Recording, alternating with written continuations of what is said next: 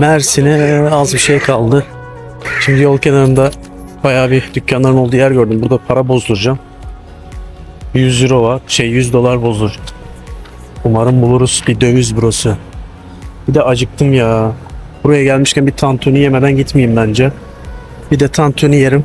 Ondan sonra yola devam. Zaten bir 130 kilometre falan var. 130 kilometre sonra gideceğimiz yere varacağız. Paramızı bozdurduk. 100 dolarımızı. 3980. Gerisini de artık Gürcistan'da bozduracağım. Bir şekilde idare etmeye çalışacağız. Tantuni'yi burada beğenmedim ya. Yol üzerinde bakacağım güzel yerler varsa. Bir de sabah ya. Şimdi ne bileyim. Döner falan da var ama döner gerek yok dönere. Tantuni hayran burada diyor. Tamam. Mekan içime sinmesi lazım ya. Burada da kimse yok. Böyle biraz kalabalık olsun istiyorum. Güzel yerdeyim. Bir bakalım ChatGPT'ye mi bakalım, nereye bakalım, bir önerilere bakalım. Mersin'de nerede güzelse orada bir tecrübe edelim tantuniyi. Kız Kalesi'ne gidecektik. Kız Kalesi'ne şöyle bir uzaktan gördüm. Bir de oradan bir 5 kilometre geri dönecektim. 5 kilometre ileri gidecektim. Ya uzaktan gördüm, pek bir olayı yok gibi geldi açıkçası bana. Ondan dolayı şimdi bu gece kalacağım yere gidiyorum. O da Çamlıyayla, Mersin'deki. Güzel olduğunu duydum. Birçok yerden de gördüm, baktım, izledim. Umarım güzeldir. Kalacak yer vardır ve kalacak bir iki kişi daha vardır. Bu geceyi orada geçireyim istiyorum. Serinleyeyim şöyle, artık bir akarsulara yüzeyim, gireyim. Denizden sıkıldım. Ben biraz daha akarsuyu seviyorum. Çünkü yazın bu bunaltıcı havadan ve böyle bir arabayla seyahat ediyorsanız zaten en güzeli buz gibi sular olacaktır. Aşağı yukarı kaç kilometremiz kaldı? 90 kilometremiz var. 1 saat, 1,5 saat desen ona. Ben yavaş gidiyorum çünkü. Gazımı tamamladım. 90-100 kilometre öncesinde. Yeter herhalde. Bir aksilik olmaz diye düşünüyorum. Şimdi bir otobana girdik. Adana yolu burası. Adana yolundan devam ediyoruz. Adana da yakınmış buraya ya. 100 kilometre falan. Yarın da buradan Adana'ya geçeceğiz. O da artık bu videoda mı olur ya, bir sonrakinde mi olur bilmiyorum. Şimdi ben tehlikeye atmadan trafiği yoluma devam ediyorum.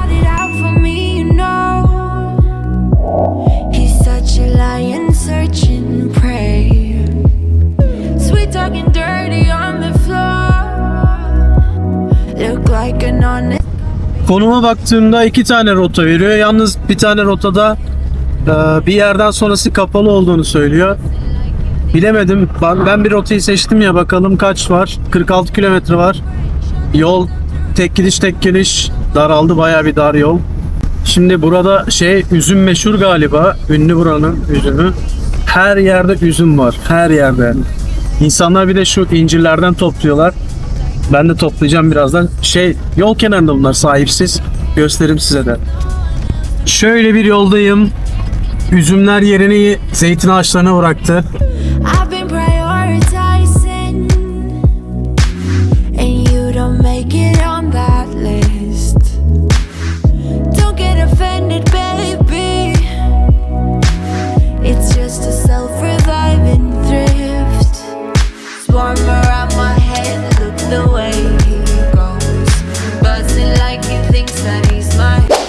...30 küsür bir kilometre yolumuz kaldı. Sonunda suyu buldum. Bayağıdır su almamıştık. Daha doğrusu şeyde içtim. Döviz bozdurma bir ofisinde vardı. Sevgili oradan içtim. Dedim doldurmayacağım. Dağ suyu içeceğim. Buz gibi dağ sularından. Şuraya çektim arabayı. Su coştu bu arada. Şurada bir güzel elimizi yüzümüzü yıkayalım.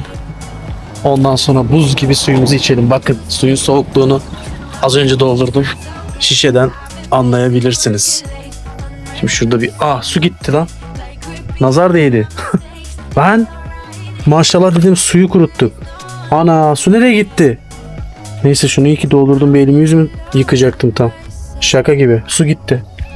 Hayda. Neyse. Şu aşağıda güzel bir göl var. Şimdi size şuraya karşıya geçip oradan o gölü göstereyim.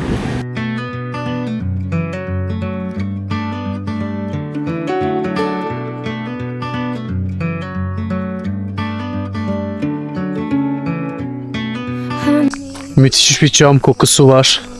Harika bir çam kokusu. Baraj galiba. Şurada bir baraj. Harika harika. Yalnız burası bile o kadar yüksek bir rakım. Hala çok sıcak. Hani birazcık dedim belki serinler. Bakalım geceye doğru nasıl olacak. Kalırsak inşallah buralarda. Biraz daha dinleneyim ben burada. Sonra zaten saat daha erken. 11-11.30 gibi şu an saat. Sonra yola devam. Çöpler gene bakın. Olmazsa olmazımız ya. Her yerde. Hele şurası. Çeşmenin orası. Felaket. Torosların en tepelerine geldik galiba. Dağ tepesi şu. Yani daha da yükseği. Tepemdeki şu kaya. Manzaraya bakar mısınız? Of of of. Harika ya. Fan hiç durmadan devam ediyor çalışmaya. Zarıl zarıl çalışıyor. Evet, göl manzarası buradan daha iyi görünüyor. Arkamda araba yoksa hemen şöyle göstermeye çalışayım. Your heart still burning. The way it looks at you, every touch you give. Now you go. Umarım gittiğim yerde kalanlar edenler var. Of of of. Bir rüzgar esiyor şu an. O kadar güzel serinlikte ki. Dayın tarlayı sürmüş, kırmızı toprak, bereketli. Şurada bir kulübe gibi şey gördüm. Yalnız bu tarafta ben insan görmedim ya. Umarım yaylaya gidiyoruzdur. Bir saattir belki daha fazla tırmanıyorum. Ha, bir araba geldi Allah'tan. 33 plaka. Doğru herhalde ya. Doğru olmasa da gene burada kalacağım ya. Tek başıma da olsa kalacağım yani. Çekeceğim arabayı bir sağa, manzarası güzel bir yere. Orada yatıp uyuyacağım. Geri gidemem bu kadar yolu. Zaten yemeğim de var. And you both got new perfumes. And the life you used to live is left within that old heart. Maybe not for settling, and your chest is set on fire. Şöyle zirvede bir yerleşim yeri var. Şu caminin oradan, karşıdaki caminin oradan sağa döndüm. Yol ileriye gidiyordu. Ben de bu taraftan devam ediyorum şimdi. Yola bakar mısınız nasıl? Telefonda gösterebilir miyim bilmiyorum. Böyle kıvrım kıvrım devam ediyor.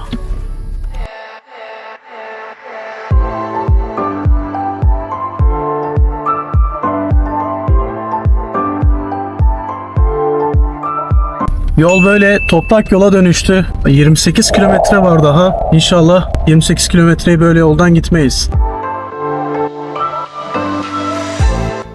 Saklı Cennet diye bir yere geldim.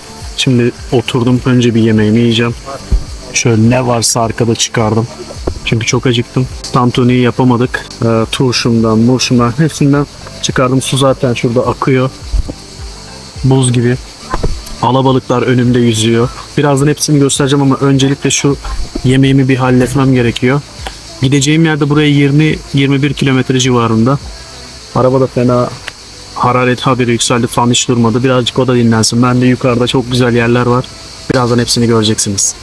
Yemeğimi yedim, kendime geldim. Şimdi size etrafı göstereyim.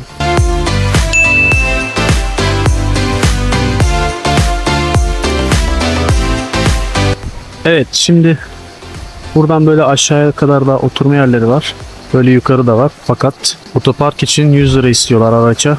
Masalar içinde 500 lira dedi. Benim dedim haberim yok. Hani tabela da yok herhangi bir yerde. Ondan sonra hadi bugünlük 100 lira dedi. 200 lirayı bayıldık burada. Ya güzel yer. Gerçekten güzel yer. Ama burada kamp yapılmıyormuş. Sordum. Yasaklanmış. Diğer yere gidince oraya bakacağım şimdi. Orada var mı, yasak mı, değil mi? Umarım değildir. Artık sıkıldım şu yasak muhabbetinden. İlla 1500 lira, 1000 lira para vermek gerekiyor. Bir çadırda bile kalabilmek için yani. Hani pinti miyim? Valla gezerken maliyeti düşünmek zorundayım. Yani çadır için niye para vereyim ya? Oh, burası serinmiş. Gayet güzel. Yolu biraz kötü. Yani birçok araba gelmiş ama dar. Hani karşıdan birisi gelse sıkıntı oluşturabilecek durum var. Suyuna bir girelim şimdi, yukarı tarafa doğru gidip de. Buradan akıyor, ileriden akıyor. Ortam çok güzel ama.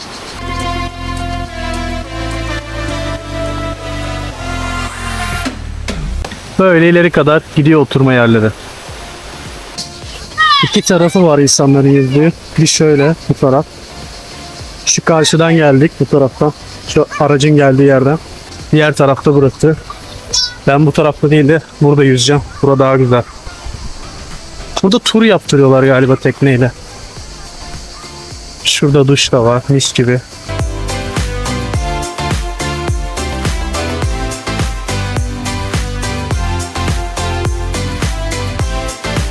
Bakın kivi ağaçları var. Buradan böyle boylu boyunca aşağıya kadar kiviler.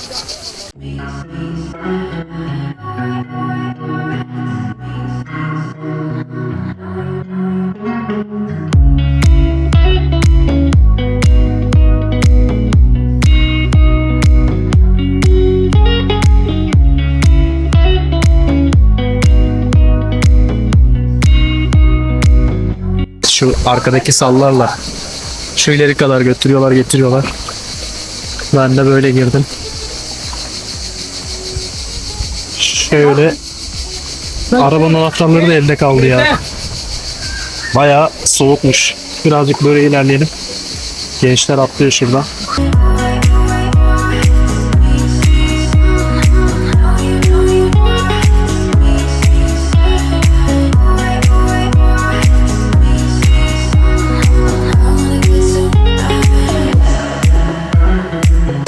Buz gibi. Oh.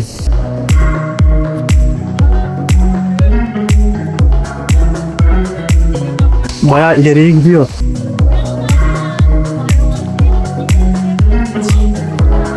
Şöyle ileriye kadar gidiyor, devam ediyor. Teknelerle götürüyorlar o tarafa kadar. Bazı yerlerde boyu aşıyor.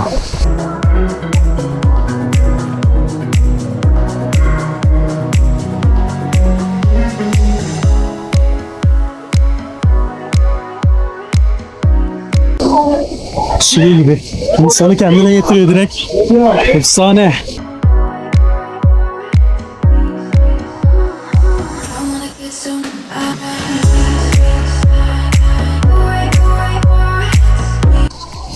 Felaket soğuk. Şu an vücudumu hissetmiyorum. Of of of.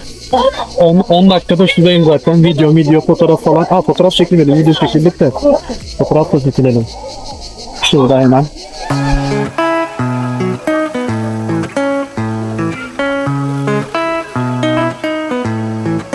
Bu şekilde her yerden sular akıyor. İçebiliyorsunuz buz gibi. İşte bu olayı seviyorum. Bu arada masa 400 lira. Adam haklıymış. Bakın şurada. Şurada fiyat listesi. Dediğim gibi boylu boyunca kivi asması mı diyeyim, ağacı mı diyeyim, çalısı mı diyeyim artık. Bunlar asma gibi. Üzüm asmaları gibi. İnsanlar burada da yüzüyor ama en güzel yer o taraf bence. Böyle özel işletmeler var. Burada durabiliyorsunuz ama kamp dediğim gibi yasak. Kivilere bak ya. Harika görünüyor. Şurada daha detaylı çekeyim şu tarafta. Şuradan göstereyim.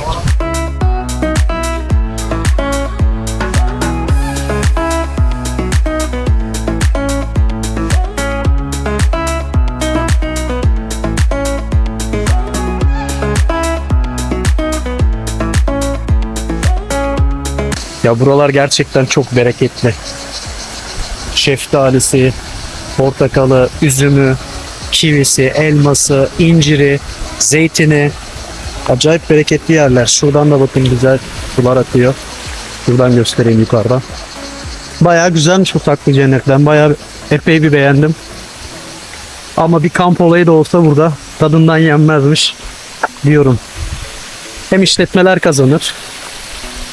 Oo, şurada alabalık mı var? Niye öyle kafeslemişler oraya acaba? Bakın her yerden şuradan da akıyor. Oradan da bir su içeceğim. Her akan sudan içesim geliyor ya. Oy oy oy. Mükemmel. Oh. Mis gibi. Mineralli. Nasıl ya? Tarsus diyor şu yola. Bu yola devam edince Tarsus'a mı gidiyor? Neyse biz bildiğimiz yoldan şaşmayalım. Zaten. Bu arada burada alkol yasak. Haberiniz olsun eğer gelmeyi düşünür iseniz.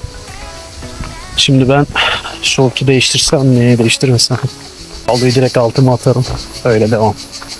Bakın portakal, limon, şeftali, ceviz, elma. Yok. Şurada değişik ağaçlar var. Dut gibi bir şey var üzerinde. Anlamadım. Onlardan var sonra. Evet. Arabamıza geldik. Ya şu güzelliklere bakın ya. Gerçekten çok bereketli bir yer burası. Ama bir köy yazı gördüm şurada. O yazı moralimi bozdu ama bakalım. Erkenden bozmayalım morali. Şuraya bir bakın ya. Şöyle gizli bir havuz. Şurada karşı tarafta. İniliyor galiba oraya. Bu tarafta da var bakın. Mis gibi ya. Çok güzel. Şunu gördüm. Yasak diyor giriş ormana diyor. Umarım Çamlıyayla'da yasak değildir. Şuradan iniş var mı? Var. Süper. Araba camlarını açık bıraktım ama telefon da var. Hemen şurayı göstereyim size. Şimdi böyle yasak masak olmayacaktı. İşte şunlara bakar mısınız ya? Şurada çöp bidonu var. Neyse bahsetmeyeceğim artık. Zaten bu Türkiye'nin başka bir sorunu. Of. Harika bir havuz. Aman tanrım bu ne? Çok güzel ya. Niye yasak buraya giriş? Şurada bir kamp olmaz mıydı? Çok güzel olurdu ya. Aracı aldık bu tarafa. Hop kaymadan inelim şuraya. Ya ormanlara giriş yasak. Peki bu şeylerin yaptıkları ne yani? Bunlar ne yani? Bunlar ne arkadaş? Karpuz kabukları burada yüzüyor ya. Ya nasıl insansın? Nasıl yaratıksınız ya? Hiç mi vicdanınız yok ya? Şuraya bak Allah aşkına ya. Şuraya bak ya. Şunlara bak ya. Şuraya bak. Şunlara bak. Bak karpuzlar orada yüzüyor. Bak karşıda çöp poşeti şurada kaya üzerinde. Bira şişesi. Gerçekten eğitim şart. Yani matematik, İngilizce, fen bilmem ne bunlardan önce bir eğitim şart. Vallahi eğitim şart. Şöyle güzellikleri hak etmiyoruz ya. Neyse yüzecektim. Bu çöpleri görünce hiç içinden gelmiyor ya. Ya yukarıda çöp koymuşlar. Gördünüz. Neyse. Sinirlenmeyeceğiz. Sinirlenmemeye çalışacağız. Moralimizi düzeltelim. Zaten ormanlara giriş gene yasak. Nerede kalacağız bu gece bakalım. Burada da kalınmazmış yani bu çöpün içerisinde. Ben size göstermiş olayım burayı. Çamlıyayla'ya doğru devam edelim.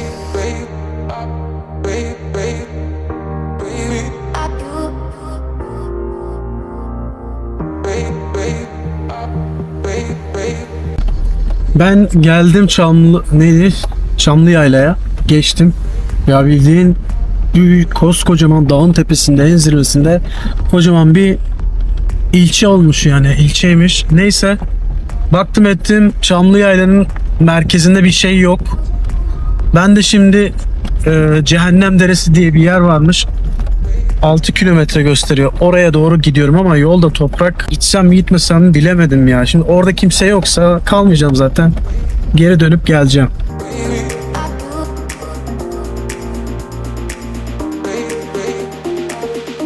Valla son 4 kilometre falan vardı. Vazgeçtim. Şöyle yukarıdan bir görünüyordu. Baktım. Yani değmez bence o kadar aşağıya inmeye. Yol zaten dandik, bayağı bir hararetten korkuyorum vallahi, başka bir şeyden değil. Bir de aşağıda da kimse yoksa boşu boşuna gene çıkacağım. O yüzden ne yapacağım bilmiyorum ama biraz daha şöyle bir turlayayım bakalım Çamlıyayla'da.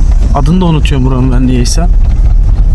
Bakacağım, kafama göre bir yer buluruz illaki ya. Bir de suya yakın olsun istiyorum. Hani suya derken çeşmeye, buz gibi su içmek istiyorum. Şu an gene susadım. Dolabım olmadığı için sular ısındı. Benim de ağzım kurudu. Soğuk içmek istiyorum.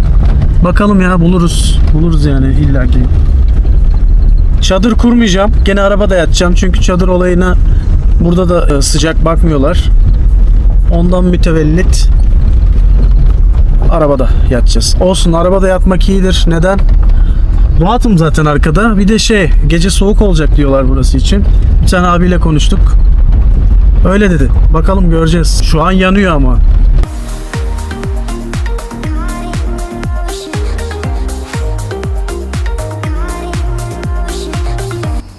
Sonunda çabalarım umut verdi. Tam şöyle Tarsus yoluna girmiştim. O taraflara doğru gidiyordum. Arabayı da bir köşede yıkamıştım. Mükemmel bir yere denk geldim. Hemen yol kenarında. Şöyle çok döndüm. Karavancılar var. Bir tane çadır falan var. Tam şuraya kuracağım çadırımı. İnanmayacaksınız ama su var. Hemen altta tuvaleti var. Ve tuvalet de tertemiz. Gerçekten çok iyi kullanmışlar. İnşallah öyle de bırakırlar. Burası neresi? Devlet Bahçeli Tabiat Parkı. Çamlı Yayla'daki. Ben de buraya hemen çadırımı kuracağım şimdi.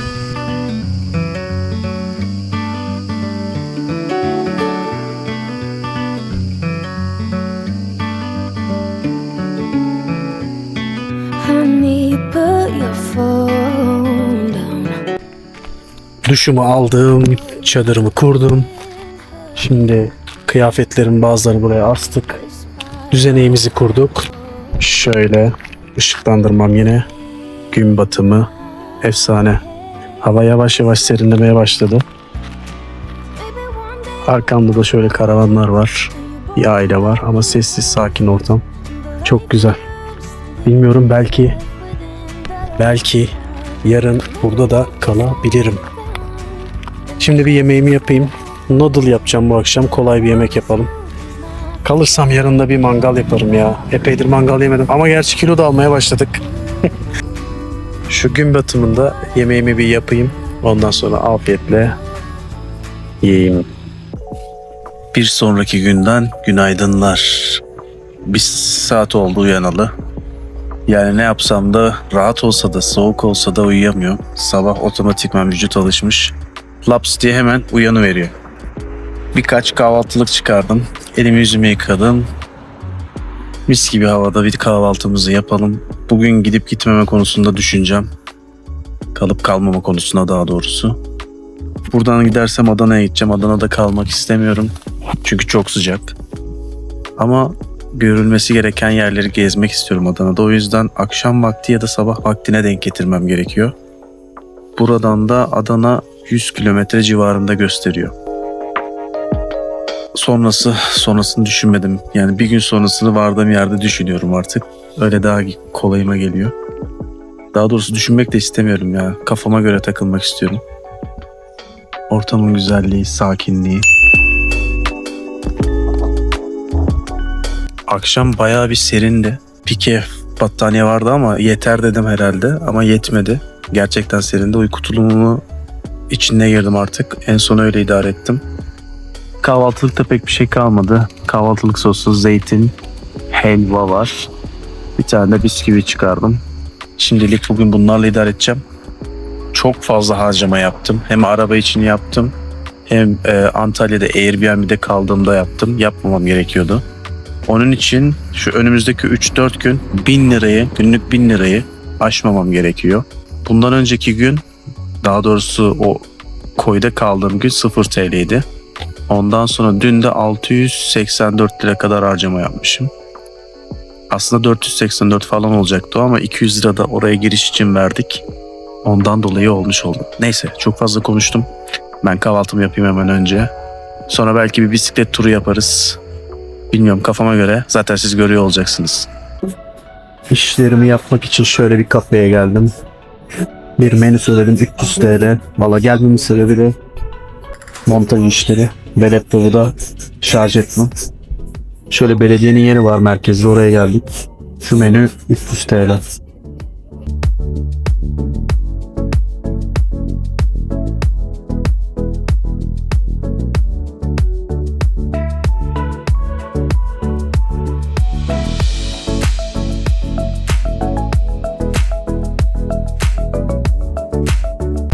İki saat kadar vakit geçirdik. Belki daha fazladır. 2-2,5 olabilir.